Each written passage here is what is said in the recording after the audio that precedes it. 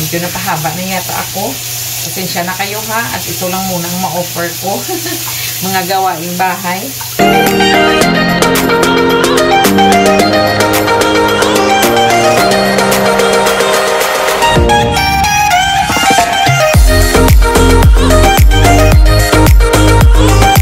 Where a mother's heart is unconditional love. Ay, ganun.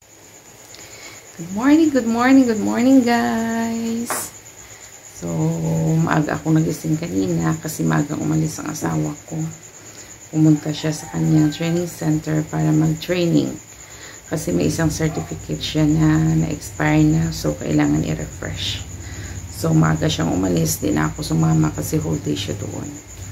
So, nandito tayo ngayon, bagong araw. Maraming salamat Panginoon sa isang napakagandang araw na dinagdag mo sa aming buhay. Naway gabayan mo kami sa araw na ito na magawa ang aming mga gawain. At sana din, wag mo kaming pabayaan. Gawin mo kaming matatag, anumang pasubok ang dumadating sa aming buhay. So, kamusta na kayong lahat dyan? Saan panig man ang mundo? Sana ay nasa mabuti kayong kalagayan. So, nandito na naman ako guys. Ilang araw kasi busy kami. Maraming pinupuntahan at inasakasong asawa ko. Siyempre sumasama din ako. Kaya, yung mga anak may pasok din kayong bahay namin. Oh, super binagyo. Kaya, ayan. Ligpit-ligpit muna tayo guys kasi Saturday ngayon. Si Margaret lang ang may pasok. In STP niya. Kasi first year college siya, may ROTC siya. Ewan ko kung mag-ROTC siya or may choices yata dalawa eh. Hindi ko alam kung ano yung isa, nakalimutan ko. So si panganay, si Maxine, tsaka si Liam, wala silang pasok. So natutulog. Yun, hinayaan ko lang. So, magligpit-ligpit muna ako guys habang wala dito ang aking baby loves. Siyempre, spend time together kahit ano. Pinapatawag na rin kasi siya ng office. Malungkot na naman ako. Pero wala tayong magawa. Kailangan natin magpakatatag. Kailangan yung bumalik guys. Wala kailangan ko guys.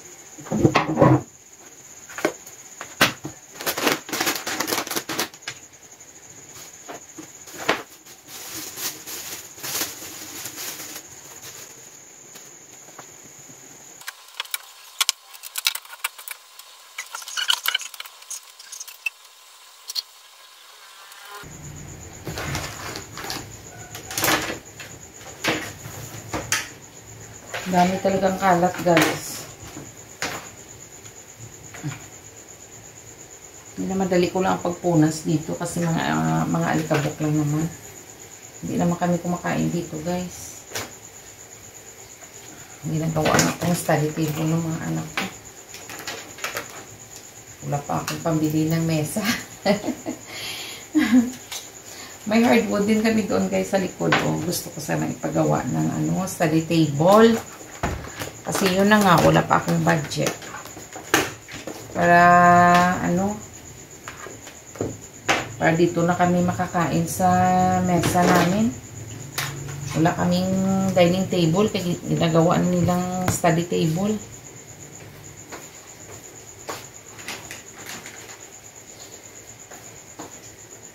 So, iligpit ko lang, huwag alisin.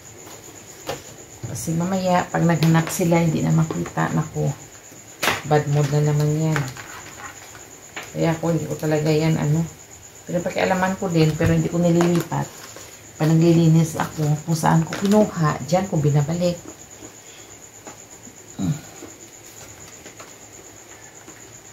Grabe init dito ngayon sa Negros, guys. Hindi na talaga siya umulan. Hindi natin yung asawa ko may bagyo. Yun lang ang ulan. Hanggang ngayon di na umulan. Ayan. Makuha lang ang alikabok. Okay na yun. Daming yung makso. Daming mga gamit. May sticky notes. Index card. Mga correction. Ano ba to? Ano ba ito? Iwan ko. Mga to? Correction kit. Dami niyang gamit dito. Hindi pwede pakialaman. Ano ko lang, i-arrange ko. I-arrange ko. Pero kung saan ko kinuha, diyan ko rin ibabalik. Ayan. Yung mga, ano ko guys, yung mga nilabhan ko, natupi ko na, pero hindi ko pa na hindi ko pa na ano ba, na segregate bang tamang term doon. Basta hindi ko pa na klase-klase para isulog na sa ilang kabinet. Ito sa banyo.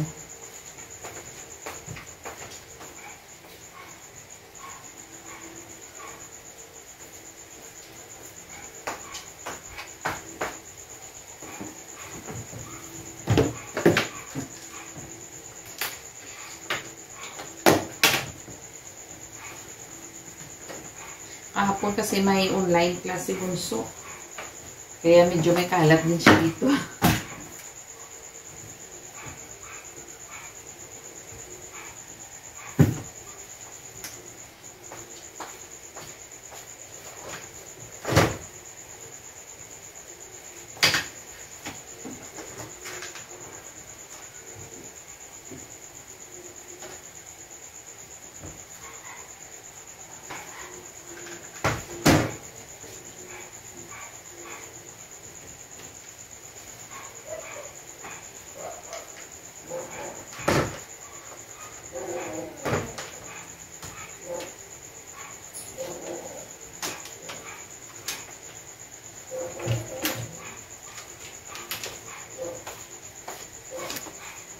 Ayun.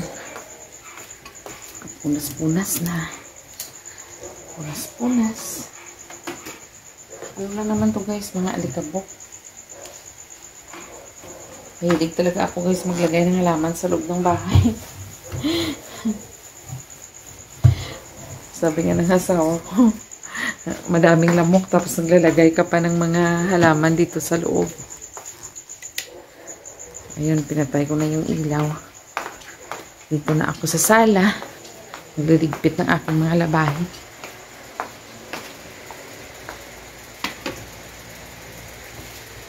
Ayan. Grabe, maaga pa maalisanan na. Magagay nga ako nito.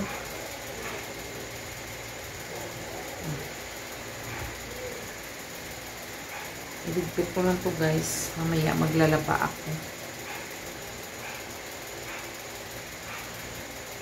Binigyan ako ng asawa ko guys ng bagong washing machine.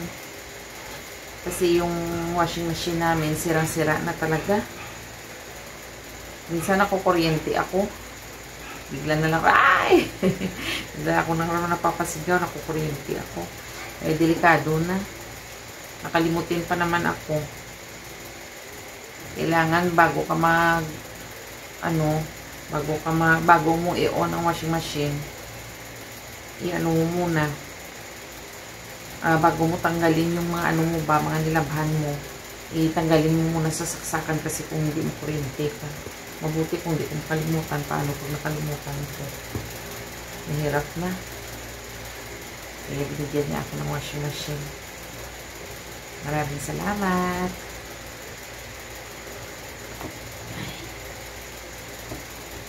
Ayan.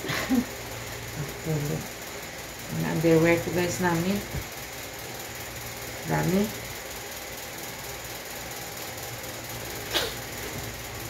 Kaya i-separate ko lang ito. Lalagay ko.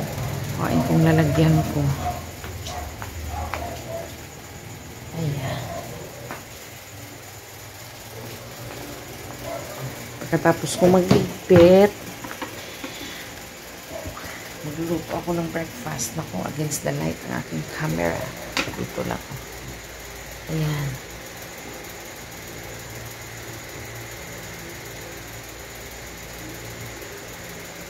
Nilalagay ko to guys sa basket.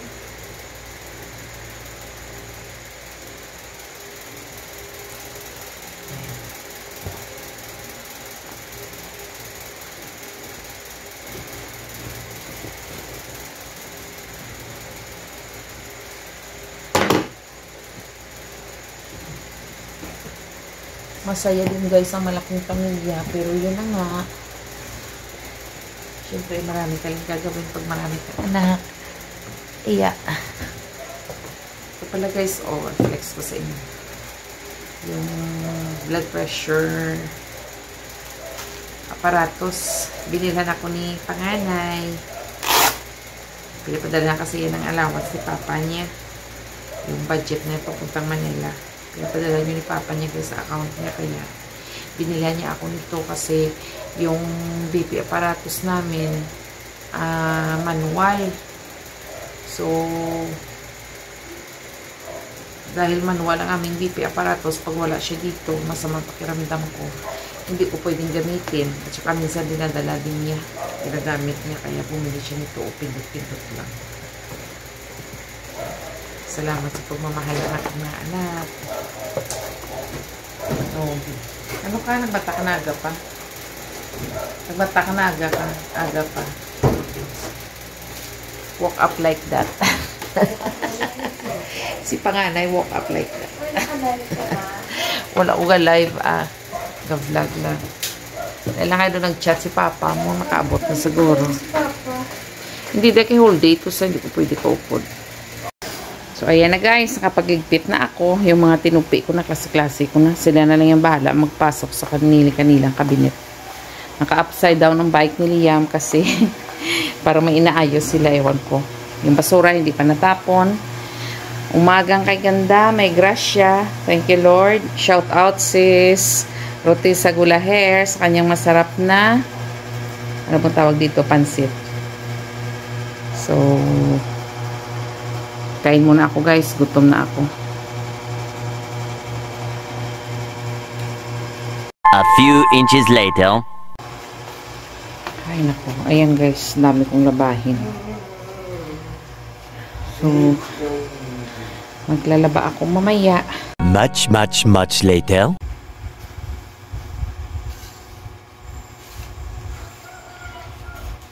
So pagkatapos doon sa loob guys, dito na naman tayo sa kusina. Ako dilim, walang ilaw, teka sandali.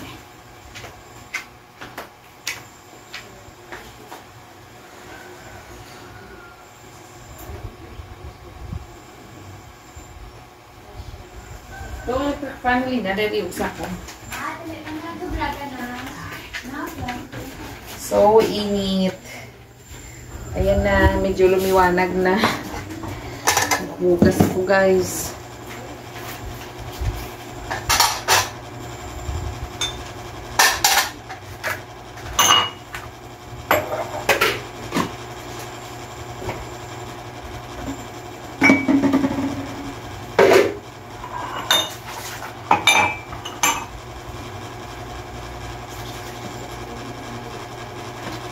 May isda pa ko dito guys. O, dinag-frost ko para ano. Para prito ko mamaya.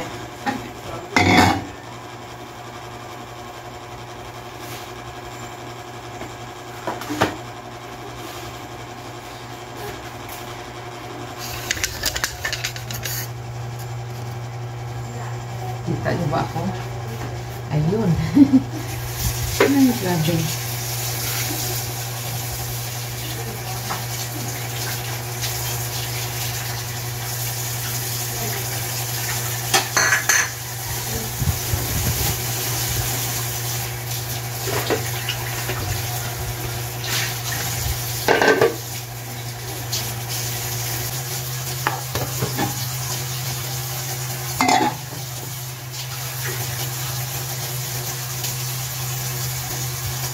Yung tubig dito sa amin guys, hindi may ano bang tawag doon? Sa amin, sa Ilonggo tinaon din tubig. 2 araw lang hindi kong kapagsali. Ako, yung lababo mo kulay dilaw na. Huwag lang naman ang hugasin guys, kasi naghugas din kagabi sa pangalan. Naghugas din siya pagkatapos namin mag-dinner.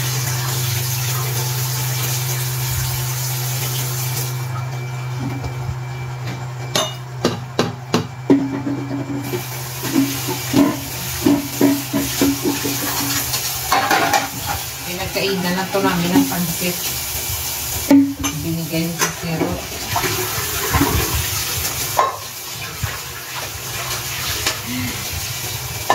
Buti alam niya yata na wala akong breakfast. Birthday kasi ng anak niya.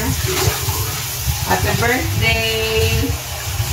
Happy birthday kay Dave. May you have more birthdays to come, more blessings, good health. Happy birthday, Dave. Birthday kasi ng anak niya pero nandoon sa Maynila. Kaya maaga siya nagluto ng tatay. Minatira niya ako. Tama na ako. Hindi ako nakapagluto ng breakfast namin. Kahit itlog, wala ako. Wala akong maluto. Kaya medyo... Yes, Margaret? Balon? Wala ka na? Wato sa ako na ano. Ay, manang mo pala ito si Silwayat ay nasa ako na ano. Na 1K. Wala 200.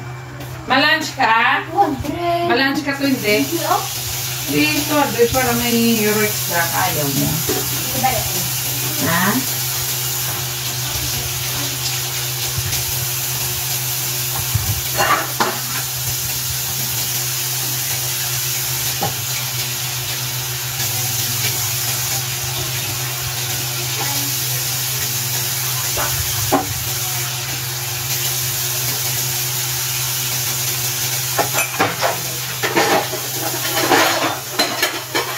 Maraming hugasin guys. Inuuna ko talaga yung mga baso.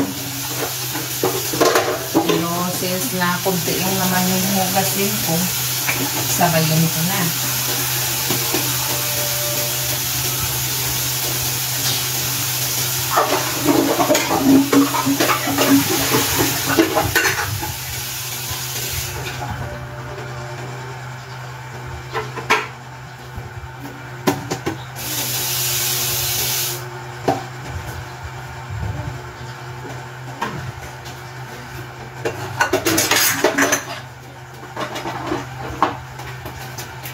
Tapos ko maghugas,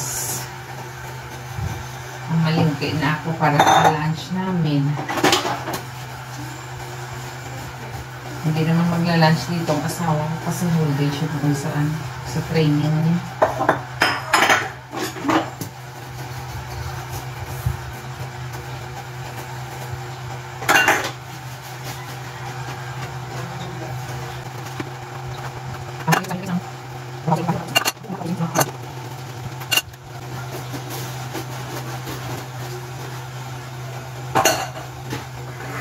Tuwing hapon guys, tuwing gabi kapag pag-uwi na ng driver namin tricycle, yung asawa ko na namamasada.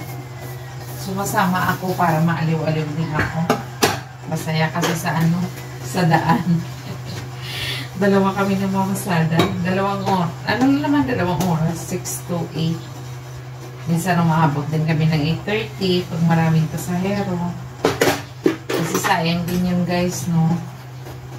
Sayang din yung tikitain kahit pang ulam-ulam lang. Kaya nga, kahit minsan sinasabi natin mahirap yung trabaho ng isang nanay na pagiging housewife. Mahirap din yung guys, yung trabaho ng tatay.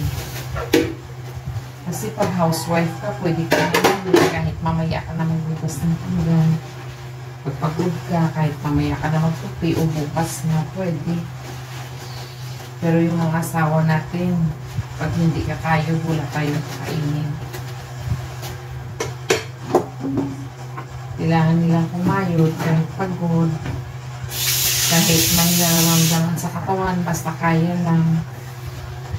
Kailangan nilang magkayod kasi pag hindi sila kumayod, wala tayong kakainin. Kaya hindi lang guys yung pagiging nanay ang mahirap. Yung pagiging tatay din. Tulad ng asawa ko dati nung binata pa siya. komportable siya sa, sa trabaho niya. Pero nung nagkaanak na siya, nakapag-asawa, parang ayaw nilang umalis.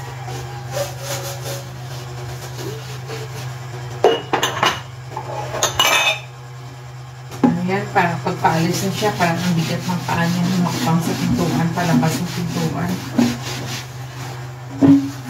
Pero pag pauwi na siya, very excited na yan. Lahat tayo may kanya-kanyang ginagampanan na papel sa buhay. Ang mahalaga lang naman guys, pag-iigihan natin yung natin, yung kung ano ating mga ginagawa. Kailangan magkaroon tayo ng goal. Mag-set tayo ng goal guys, para may marating tayo. Kasi pag-aasa lang tayo sa kamwat ni, alam mo nangyayari sa atin. Di tulad may goal tayo, may nilook, forward tayo, or looking forward na pagising natin sa umaga, parang may direction tayong tinatahak. May direction tayong tinatahak guys, pagka may goal tayo. Pero pagka wala tayong goal, wala lang. Somewhat may lang everyday, yun lang. Kaya, mas masarap pa rin yung mag-set ng goal. Tapos, work hard for it. Ako, kahit wala akong trabaho, hindi ako kumikita ng pera, exit to it naman talaga na okay ang aking pamamahay, okay ang aking mga anak. Siyempre, dito yung asawa ko, ginagawa ko na lahat para maging masaya din siya. Mahirap ang distance guys. Kahit kailan, di talaga ako masasanay sa long distance. Pagka umalis ang asawa ko, nangungumpa talaga ako. Kaya lalo na mahirap sa akin kasi may anxiety ako. Pero maraming rason para maging masaya. Kung may pagsubok, may mga blessings din naman. Sa araw-araw natin pagising, malaking bagay na yun guys para maging masaya tayo. Basta, kahit gano'ng kahirap minsan, hindi naman yung araw-araw mahirap. Marami din namang masasaya. Pero, pag natin sa atin yung time na sinusubok tayo, maging matatagin tayo. Kasi hindi pa yan. Sabi nga nila, there's a rainbow after the rain. Tama ba yun? Minsan dami kong sinasabi. Baka mali-mali naman ang English ko. Magpasensya nyo na ako guys ha. Kasi kumbaga yung pinapractice ko lang yung brain ko. Kalimutan ko na mag-English. Wala na akong maituro sa mga apo ko.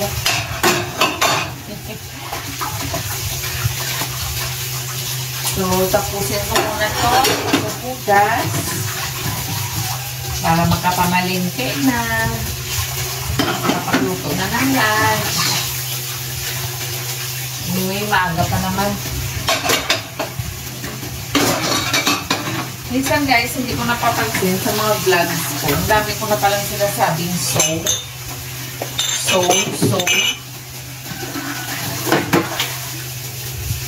Mapansin ko na lang yan pag nag-edit na ako. Naku, ang dami ko na sinasabing so. Habang nagsasalita ako, hindi ko napapansin.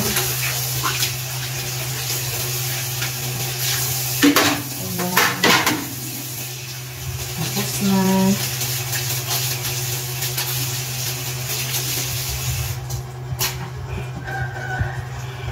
Yung mga kawali na lang.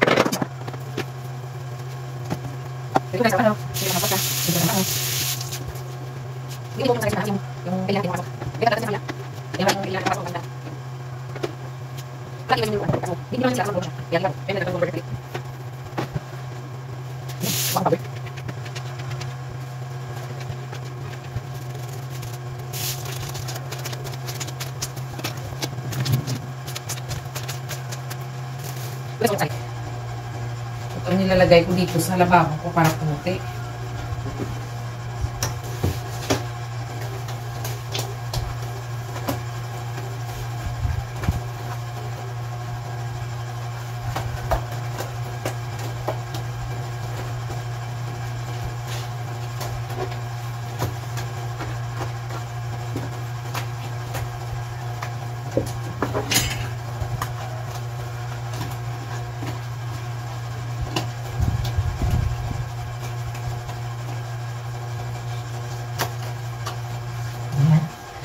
Puti na siya.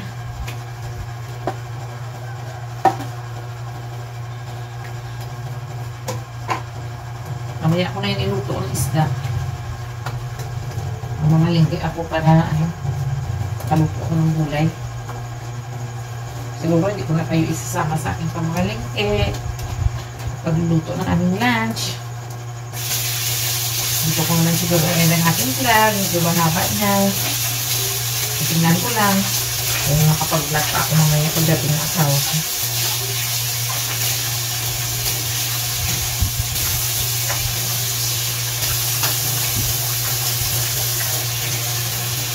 So, hanggang dito na lang ang ating vlog, guys. Maraming salamat sa panonood. Mag-iingat kayo dyan. God bless po!